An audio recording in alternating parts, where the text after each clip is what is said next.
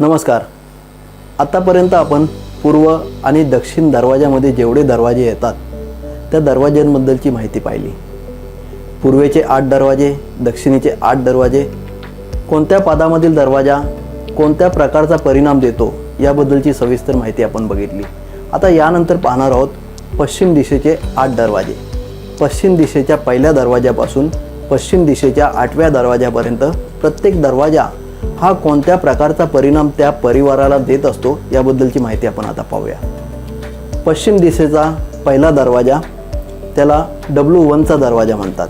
हा दरवाजा घराच्या मध्यभागी उभे राहून कंपासमध्ये तपासले तर 225 पासून ते 236 या डिग्रीपर्यंत येणाऱ्या भागामध्ये येतो आणि या भागामध्ये येणाऱ्या दरवाजाला W1चा दरवाजा या नावाने ओळखले जाते. आता पाहूया हा दरवाजा काय परिणाम देतो.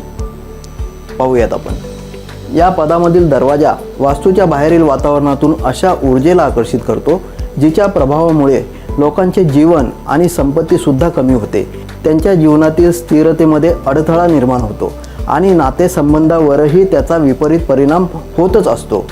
घराच्या मध्यभागी उभे राहून 225 ते 236 या भागामध्ये जर दरवाजा येत असेल आणि आत्ता सांगितल्याप्रमाणे परिणाम अनुभवास येत असतील तर अशा दरवाजाला या पद्धतीने उपाय करणे गरजेचे असते.